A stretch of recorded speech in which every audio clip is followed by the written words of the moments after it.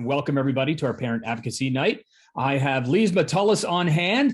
Lise, the meeting is yours. Take it away. All right. Good evening to all our North Penn families joining us tonight. Before we begin, I just wanted to introduce our middle school leadership that put tonight's event together. So first, Ms. Robbins. Hi, everybody. I am Annie Laurie Robbins. I am assistant principal at Penfield Middle School. Ms. Whalen. Good evening, everyone. My name is Rita Whalen. I'm the assistant principal of Pembroke Middle School. And Ms. Kenny. Good evening, everyone. My name is Dana Kenny, and I am a school climate coordinator at Penndale Middle School. Thank you. So this is the team that has put this event for you together for you tonight. I didn't introduce myself. I'm Lise Metellus, and I am one of the assistant principals at Penndale Middle School. We're excited that you are here tonight and hope you are ready for the wealth of information that our panelist has prepared for you tonight. To build a bridge between home and school, our middle school leadership sought to create a workshop to help in fortifying the experience of our middle school student. This workshop is one of many workshops that we have prepared for you this year. Our purpose and our goal is to help empower families to become strong advocates for their students, as well as to become strong partnership with the school as we help our students navigate their middle school years. So please, be prepared, be ready with all the to receive all the wealth of information that we have for you tonight. So we'll begin our night with just the welcome introductions. Ms. Kenny will take the lead with introducing Mrs. Reichwein. We also have Mrs. Rivera, who will give us information about how to advocate for our special education students, and followed by Mrs. Mitchner and Mrs. Early, who would give us information as to how to advocate for our students who are receiving support in the English language department. Ms. Kenny? So our first panelist is Mrs. Reichwein, who is one of our dynamic school counselors here at Penndale Middle School, and she will begin to provide you with some effective strategies, tools, and resources to help support your students' academics and mental and emotional health. Take it away, Ms. Reichwein. Thank you, Ms. Kenny. So, school counselors, hi everybody. My name is Sue Reichwein. I'm one of the counselors at Penndale Middle School. As you can see from this slide, we have a full crew of school counselors at Pembroke, Penndale, Penfield, and also 2 counselors at our Northbridge facility that also work with students under NPVA. We are your liaison between staff members, outside agencies, advocates for your students. If you need something, we are here to help. And towards that end, you can see on the side, we have the email addresses and Google Voice numbers of all of the counselors in the district at the secondary level, middle school level. One of the things I wanted to note is you can always call the school, get the number and a direct number in the Google Voice numbers. I'm going to reference that in a minute regarding those students who might not use English as their first language. And so there's also ways that we can communicate through that Google Voice number as well. In Pembroke, the counselors are assigned by grade. At Penndale, we're assigned by the first letter of your last name. At Penfield, they're also assigned by grade. And if you have any questions, all of these links, it's wonderful. We were told that we can send this presentation out to you, and all the links are live. So you would be able to click on the name of your respective student's counselor and go directly into an email or a live link in any of the documents tonight. All right, Mr. Gilmore, next slide. So parents' roles and responsibilities, how to be an effective advocate for your student. So a number of things that we see as difficulties and why parents can't access all the information that's available to them is a language barrier.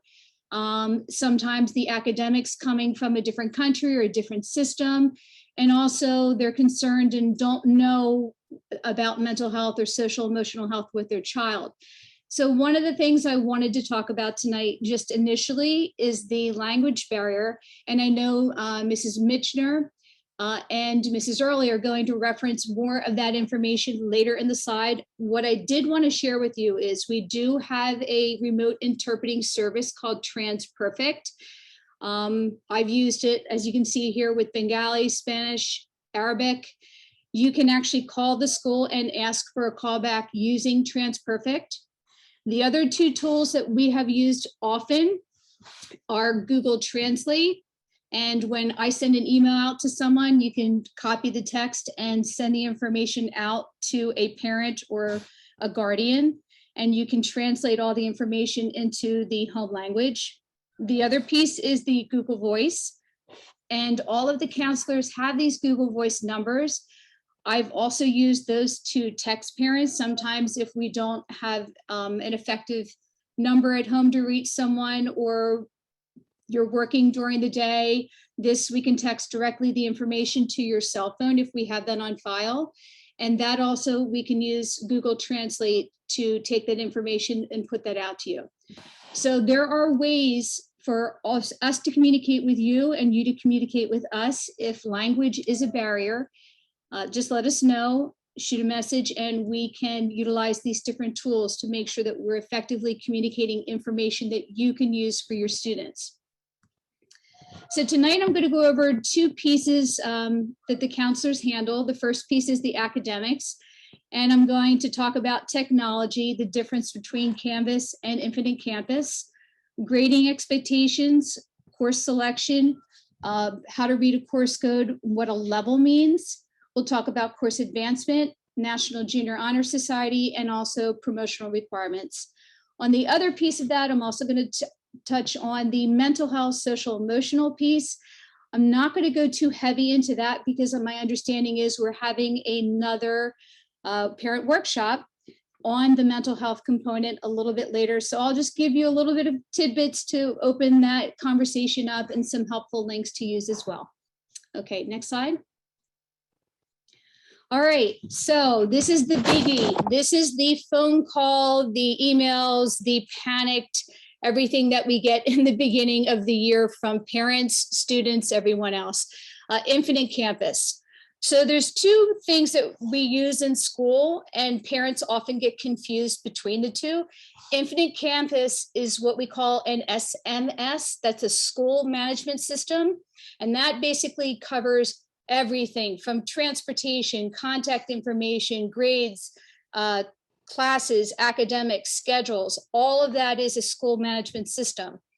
That's Infinite Campus. That's where everything lives live. So the grades are live in there, the attendance is live in there.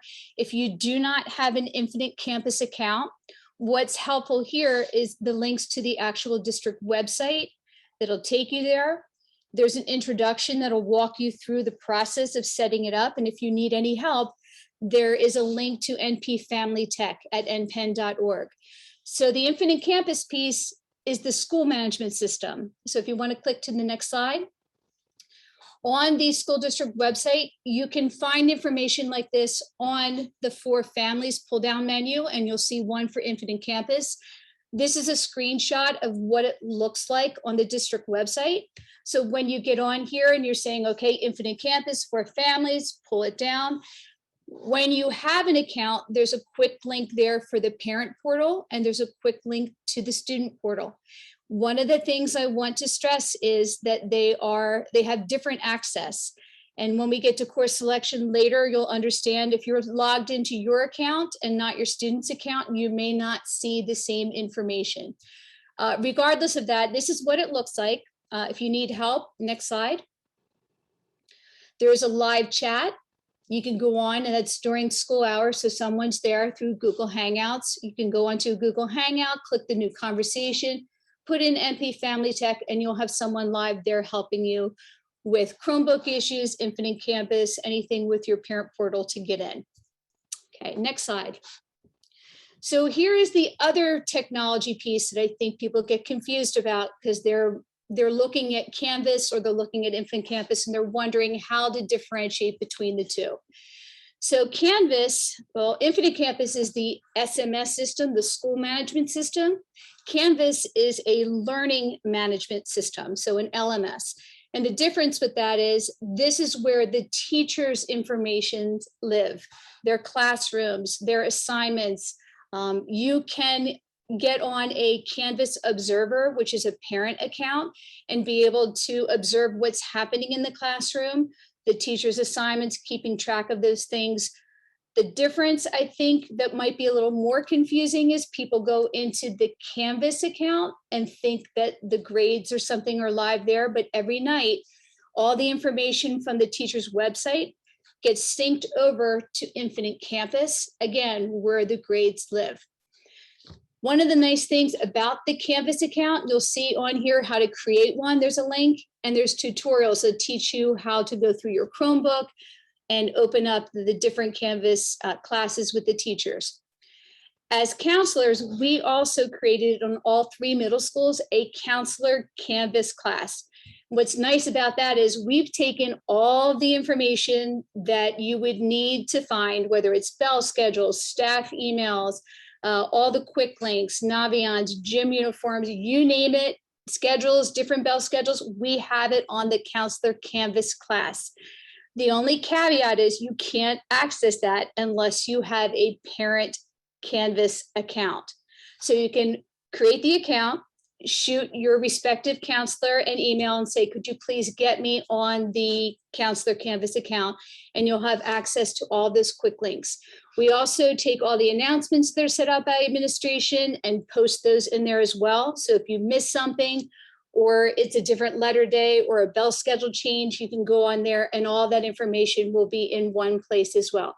That's really just as a service. When people are looking for all the information, sometimes you get a whole lot and it's hard to sift through what's important. If you miss it, there's a place that you can go to see it. So that's the difference between Infinite Campus and Canvas.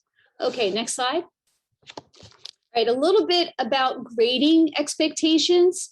We are, if you aren't aware, in block scheduling, and block scheduling means that we have the courses split over half of a year. So right now we completed marking period 1, and in the first semester of the year, we have majors. They're halfway through the curriculum right now. So at the end of January, the first semester ends, and then we'll start the second semester classes of major classes, and those will start and go through the end of the year. Now, this is for major classes. There are other classes that are year long, but they're half blocks and they're individual classes on there. So for the most part, you're going to see 2 semesters, 4 separate marking periods. We do post report cards in Infinite Campus.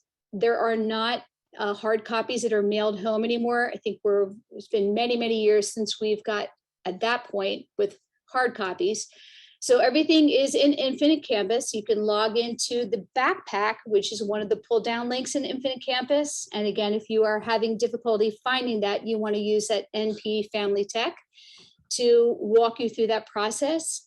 They also will give you an update on end of the year dates. So the final exams, people ask when you're traveling for vacations and you want to plan something for the end of the year, we'll have those dates at spring break. Okay, the other big piece is course selection, and this is up and coming. One of the things I wanted to outline for February, March timeframe in 7th grade, so those students that are incoming 7th graders, not your children, they had one choice, which was strictly a music choice.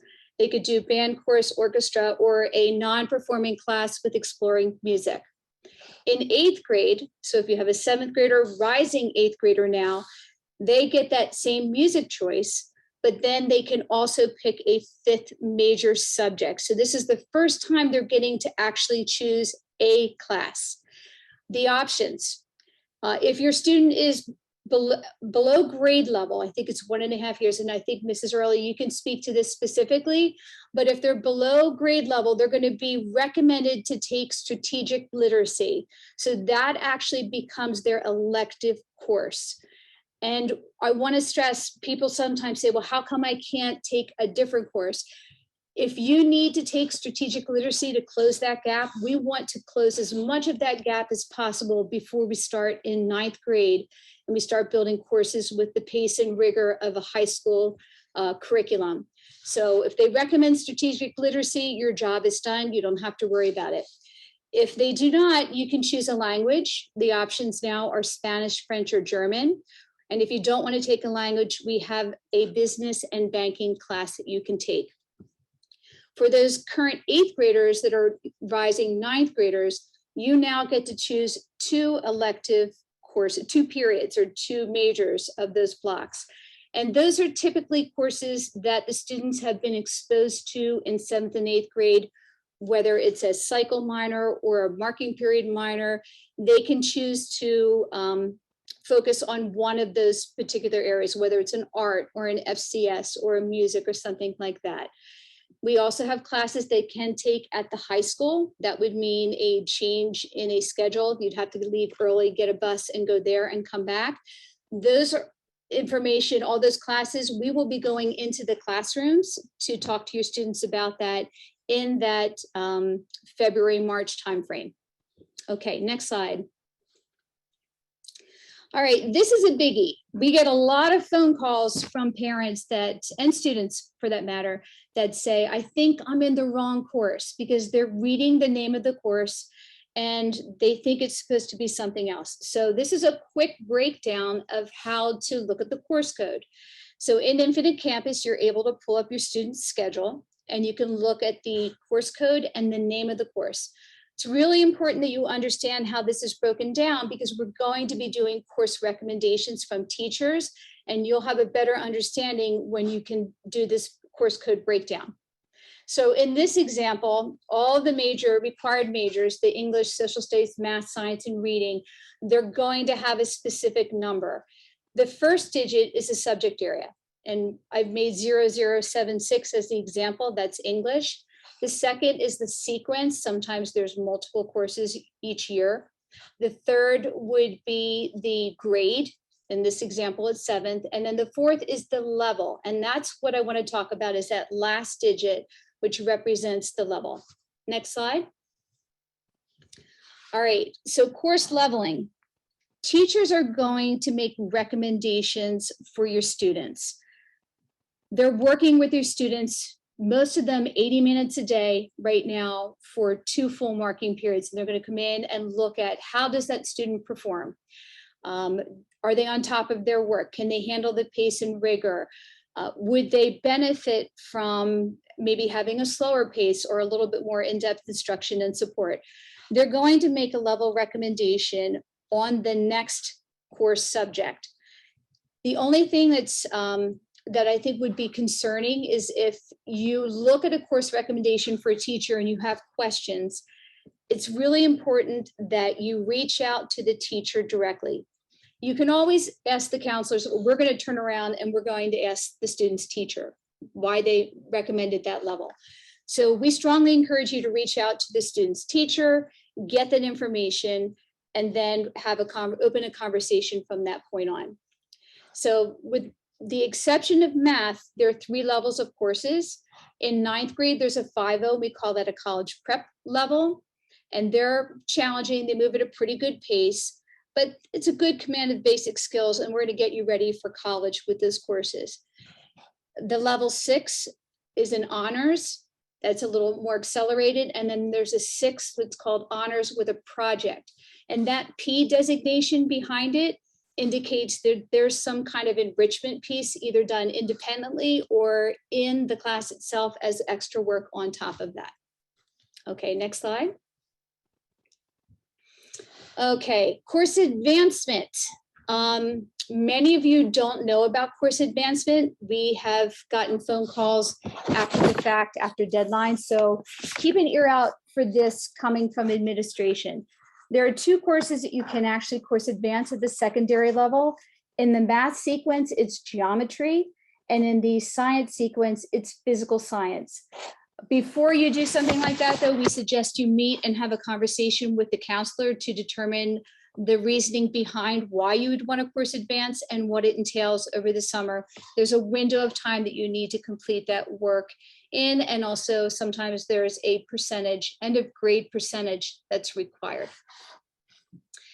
NGHS, I wanted to talk on National Junior Honor Society just for a moment. This is something that is open to our 8th and 9th grade students.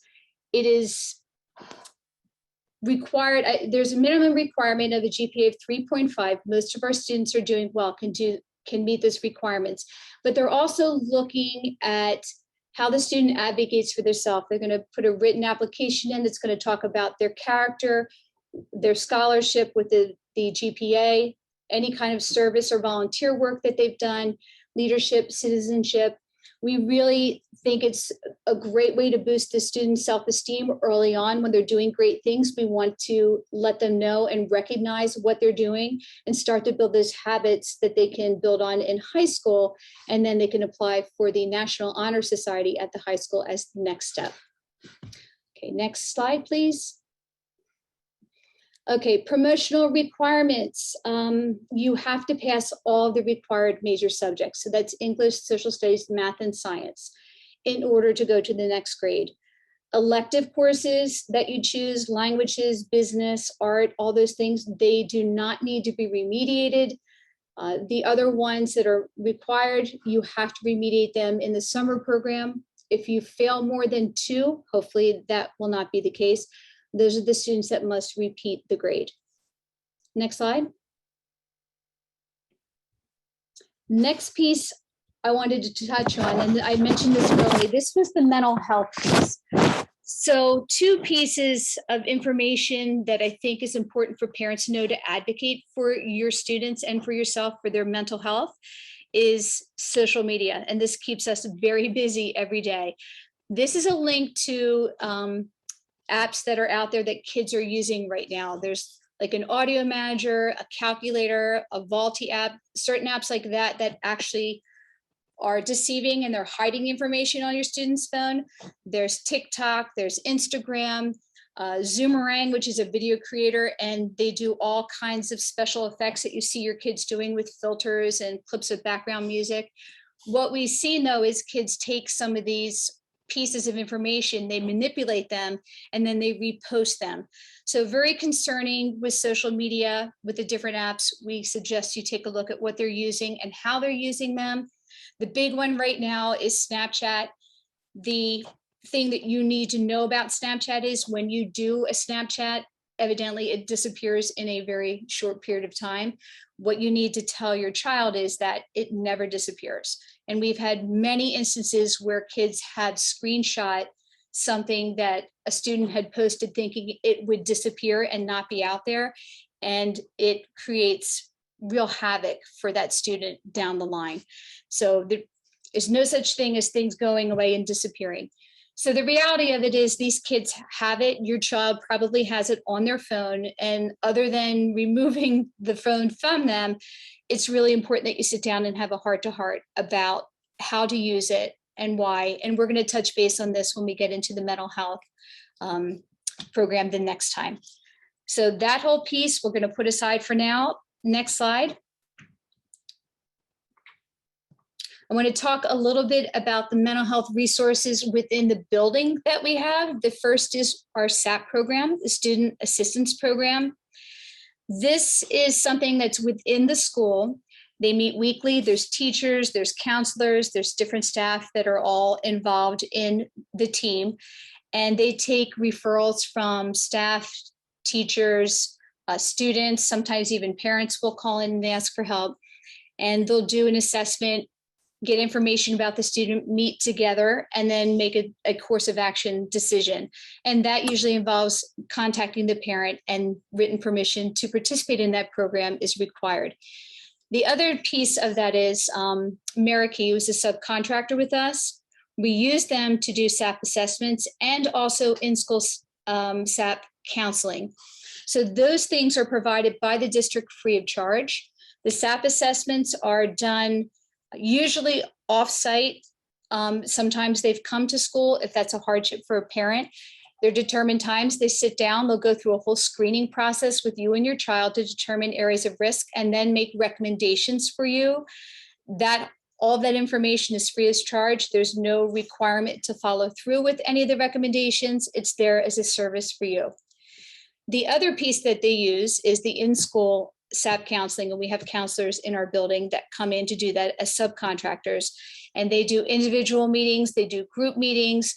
If you need something like that, or you think your child would benefit from that, you want to reach out to the school counselor and see if that would be an appropriate measure or intervention for your child.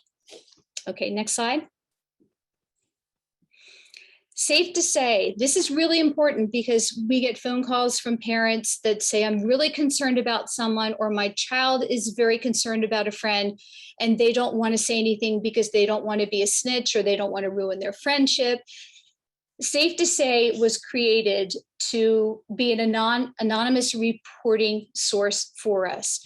So the Safe to Say has a phone number, has a website, has a texting system. There's links to go down onto the Safe to Say website, and they will give you everything that you need. It's all anonymous. The information's handed directly to someone as an intake person. They contact the district of wherever that child is, and the next steps are followed through for supports in that place. But again, it's anonymous. It's really easy to use. It's something that we recommend that the students and you have on your phones or on your person to use. Next slide. This link to the left, the North Penn School District mental health providers, that is a very comprehensive link that covers all of the mental health supports that we've gathered from K to 12 in our system. That is something I would hold on to or earmark for later. We'll get into more information on that, another one, but I wanted everyone to have that, as well as the hotline numbers on the right-hand side. The ones that we use for our children, particularly if you're looking at your child and they don't want to necessarily talk to you, but you know that there's something concerning going on, ask them to use the teen text line or the teen call line to go in there. The numbers for child abuse, mobile crisis, victim service, suicide prevention, all that information is there and useful, easy to print and post and have in your phone. And we use the students to have this information in their phone as well. So as we had said before, we are the advocates for your students. We are here to help you and to make the connection between the school, the students, and to use us in this capacity. There's so much more that we do. This is just a very general overview of a lot of information. But if you have any questions and you don't know where to go, we are a very good first contact to find out. And if we don't know the answer, we will find that answer for you. So I look forward to talking to you guys some more, and I'll hand it back over to Dana. Thanks, Ms. Kenny. Thank you, Ms. Reichwein. All right, up next, we have Mrs. Rivera, who is one of our special education supervisors for Pembroke, Penndale, and Penfield.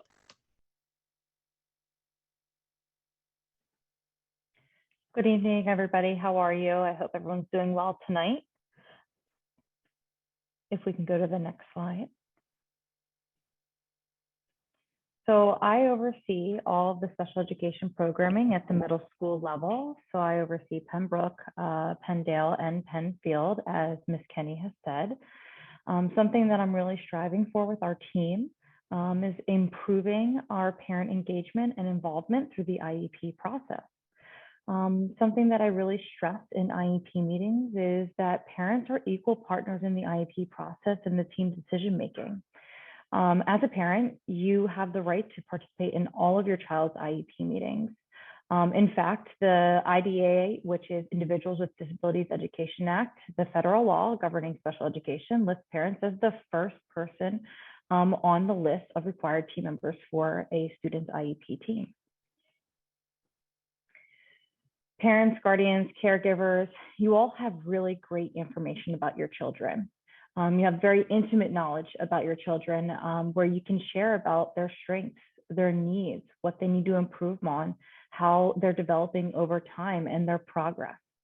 And I personally, when I sit in IEP meetings, I always like to hear what the parents' concerns are first. That really helps drive the conversation for the entire IEP, and helps us then tailor our course scheduling and what we're doing to help support your child through the IEP process. So your input even prior to the meeting, or even during the meeting and after the meeting, is essential. Prior to the IEP meeting, most likely your IEP case manager or a special education teacher may reach out to you and ask for you to fill out a parent or guardian planning and input survey form. This form usually gets sent out most likely, I would say, within that 30-day time frame prior to the meeting occurring. And we ask you a variety of questions that really help plan and as we kind of go through. Next slide, thank you. So with that, I wanted to provide you with some of the questions that are on the planning parent survey. And as Ms. Reichwein said, this presentation will be shared. And I did include a link to an example survey that could be sent to you of what it might look like that the teachers are provided. So one of the questions may be, you know, what do you feel are the strengths of your child? And how do you feel about how your child's doing? You know, what are their weaknesses, areas that may be frustrating for them when they're in the school setting? What do they need to improve on? You know, does your child have any behaviors that are of concern? So we look at not just the academic, but we also look for that social emotional piece.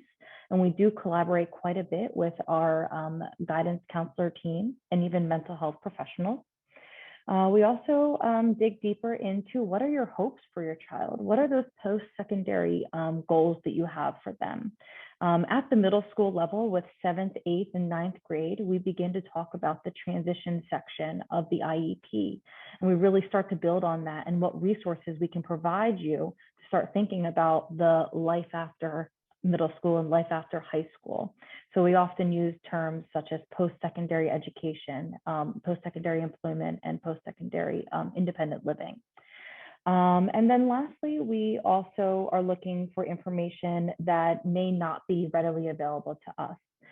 Sometimes if you are receiving any type of outside support, we then like to collect that and analyze that as a team and really talk about what is kind of going on outside of school.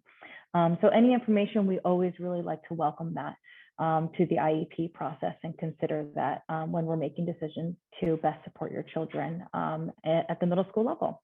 That kind of, it concludes my portion, and I always welcome if you have a child with an IEP, or even if you have a child that you may be concerned about their academic progress or social emotional progress. I always welcome, please reach out to me. I'm always happy to have a conversation and to talk.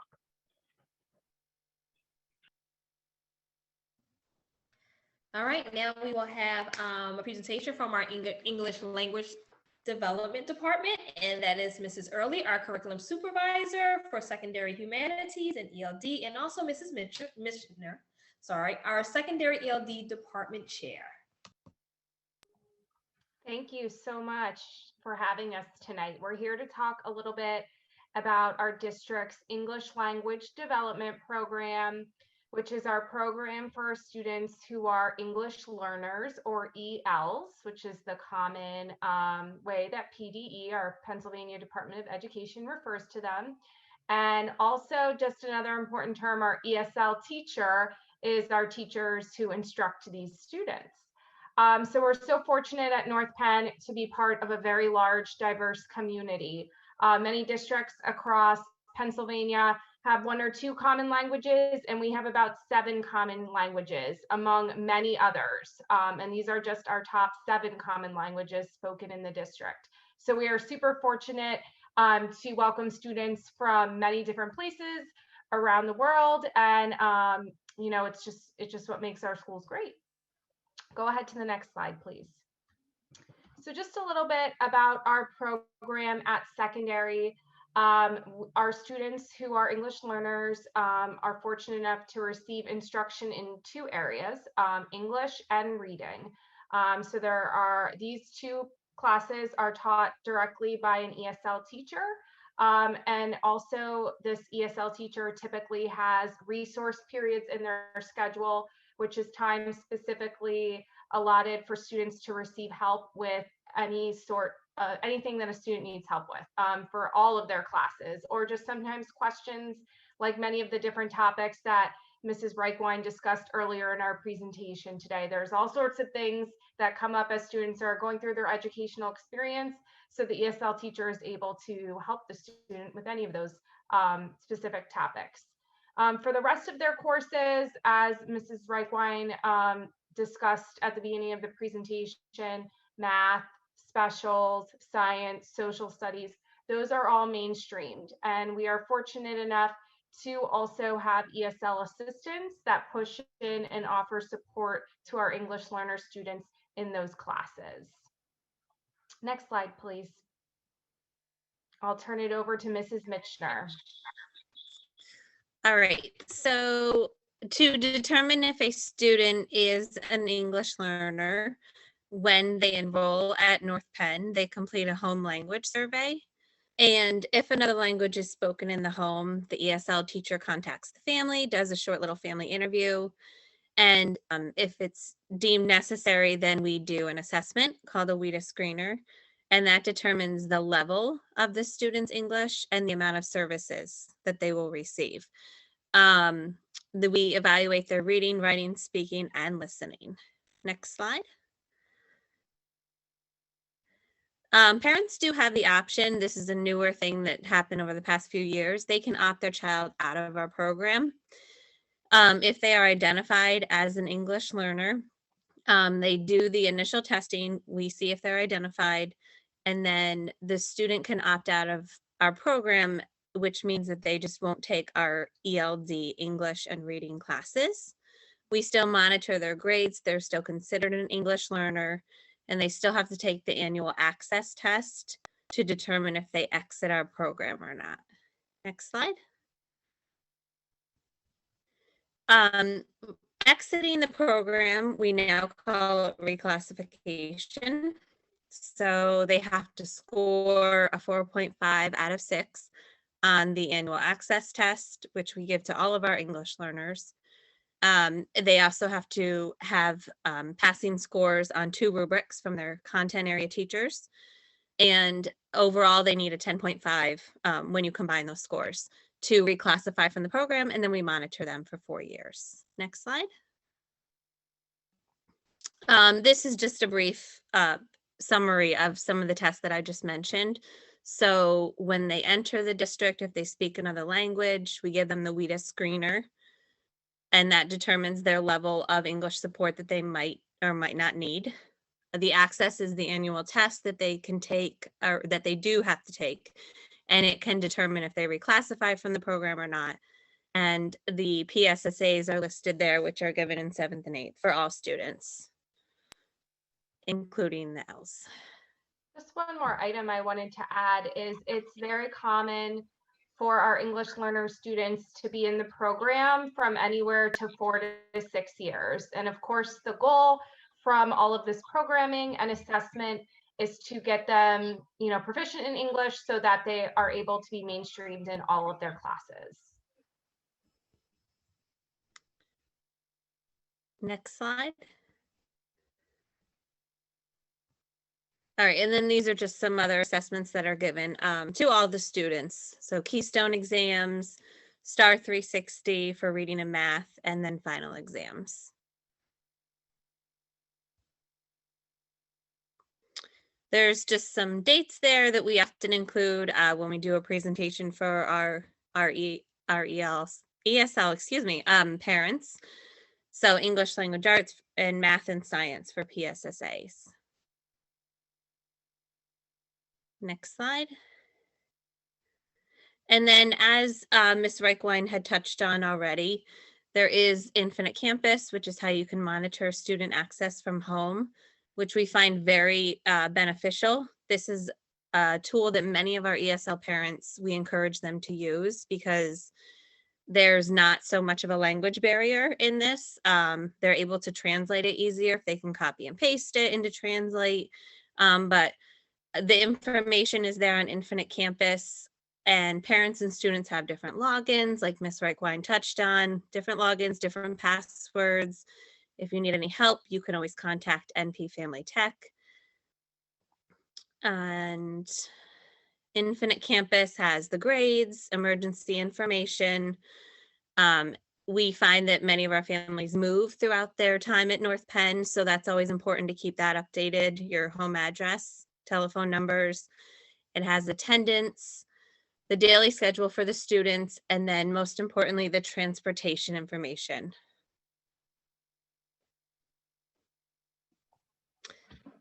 Go ahead, Ms. Early. Sure. So as we've also already touched on in this presentation, communication is really, really important.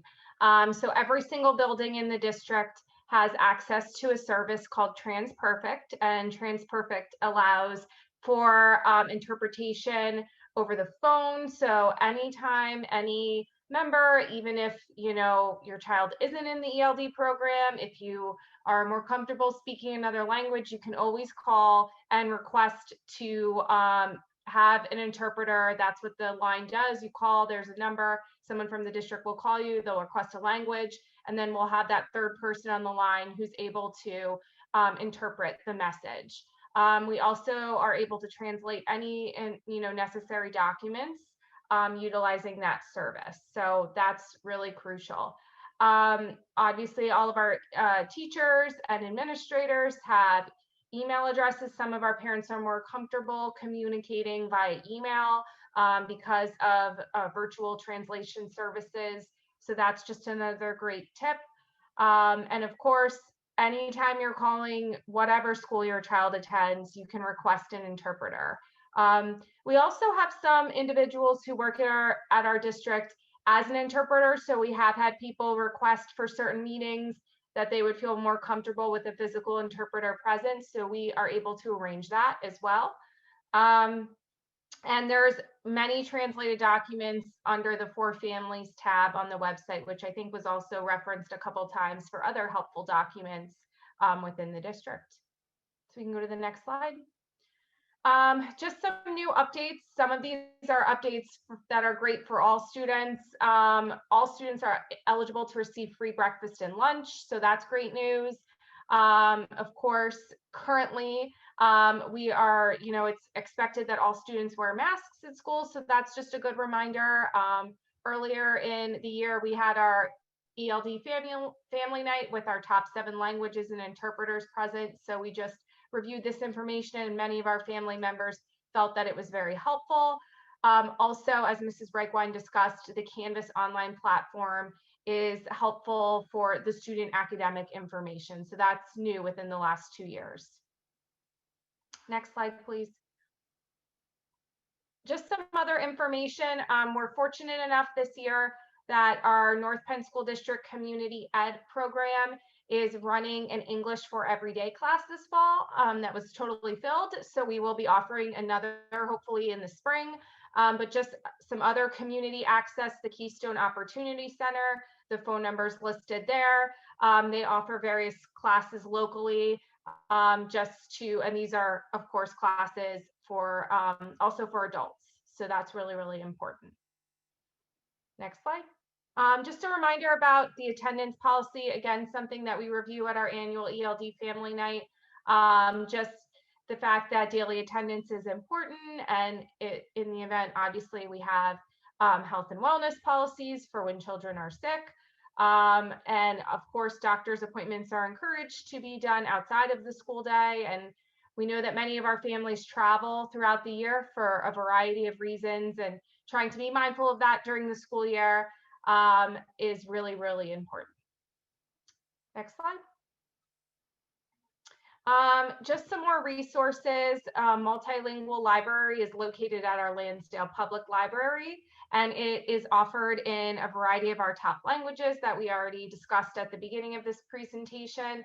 And this is just really helpful for students who are, acquiring a language. So that's just another great resource. And I think we have a couple more in the next slide. Just other ways that you can help your child. It's a lot for any child to go to school every day, particularly in middle school. But while you're learning a language, on top of that, it's a lot for our students. So them having an opportunity to really focus on the English language acquisition skills and reading skills and writing skills. That's just, really helpful. And so just to be mindful of that. And lastly, just a great reminder about TransPerfect, as we've said, and also that others have discussed on this call. It's just the most important thing. If you ever feel uncomfortable, we've had family members who called and said, okay in English, but I would really prefer this, and we're more than happy to accommodate. Thank you so much. Mrs. Mishner, did you want to add anything else before we turn it over? I don't think so. I think we're good. Thank you.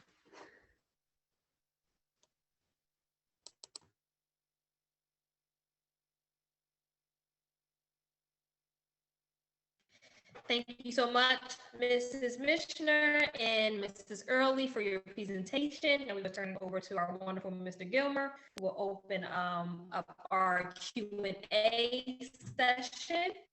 So take You got it. So Dana, I'm going to just stop your video. We're going to hear you because your bandwidth's a little bit low, so you're breaking up. So I'm just stopping your video. We will hear you, just so you know why your video is off. So we've had a bunch of questions come in here, and thank you to Mrs. Robbins. She's answered a few of those direct questions that we had in the Q&A. Right off the top, there were just a couple of course selection type questions. If we just wanted to review for our parents, I know some might have come in a little bit late, when they get into course selection and what to expect come January when we begin course selection time. I don't know who wants to take that one. Just talk about the course selection process and the timeline they need to pay attention to as a parent. I'm going to throw it at Sue Reichwein because she's my first window, so you can take it. I was going to defer maybe to the admins because I don't know the actual dates. I know we're working on a timeline, so we are looking to get in teacher recommendations sometime, I believe, in this winter, right in the winter. And then the students will be getting a presentation in that early February timeframe about the actual courses and what choices they can make. There'll be a window of time that will communicate out that the students can go in and actually say, this is what I'd like. That information will then, that window will close. That information will be available to the parents to review on Infinite Campus in the backpack on the students' site, not the parent site. And we'll get, this is the stuff that we'll see when we get into that time frame later, but you'll be able to see that. The other question is what happens to the teachers that have courses the second half of the year and how are those recommendations made? Mrs. Robbins, do you want to touch base on that? A lot of what we take a look at is we do revisit any recommendations that have been made from whatever's happening in the winter to whatever's happening in the spring, just so that we do make those recommendations just to get a basic number. But once we get into March, the teachers that have the students during the second semester are going to be taking a look at exactly what levels they're going to be recommending for their students. And those recommendations will be finalized at that point in time so that we can really begin planning for next school year. I'll stay with you, Mrs. Robbins. So one of the questions for an incoming seventh grader, parent wants to know, how does the course level get determined for the different courses as a sixth grader coming into seventh grade? How does that happen typically? I know that as far as through curriculum, there are different rubrics that are provided to our elementary school teachers so that they can take a look at a lot of different data points, including grade level, depending on the course that they're looking at, the PSSAs, how they're scoring on that. We've also taken a look at how a student's growth index looks from how they're doing from even fifth grade, sixth grade, what the projections are going into seventh grade. So we do take a look at a lot of different data points for those teacher recommendations, but parents do need to know that no matter what the recommendation is, please always discuss it with your student's teacher. Talk to them about it, and if you feel as if your student would benefit from being in any different level, whether or not it's pushing them up to a higher level or maintaining where they are, be the advocate for your students so that we can make sure that we're placing them where everyone feels they're appropriately placed. We will have, again, time of the year. This is the thing. I know we email, so we're just checking your email, parents. We do have our 6th grade to 7th grade transition nights that come up as part of course selection as we get into the winter here. So keep an eye out for that as well. And we'll go deep into everything that happens from 6th to 7th grade there. Next, I wanted to talk about the mental health pieces we talked about tonight. Just some questions. If a parent has a concern about their student's mental health, what's the best place to start? They have concerns. They're worried about their students. Any number of different things. Where's a good place to start for any parent? I would say contact that student's counselor right away. That's your first line of contact, because we are the one. We can answer a phone call during a day. We're not a teacher that's teaching all day long and has very limited access to my email or a phone call or something else. Even if you are comfortable with the teacher and you have a relationship or a rapport, even our best teachers are finding it really difficult right now to manage everything and then to take that piece on as well. And usually if you do reach out to a teacher with that concern, they will immediately come down to the guidance office and have a conversation with us. So I would say reach out directly to your student's counselor with that information, and we can start the process of what kinds of supports are needed and identifying what's available for that particular student. Great. Another question we had as far as the student assistance program, we're talking about SAP. What's that look like for the students that are enrolled in our North Penn Virtual Academy?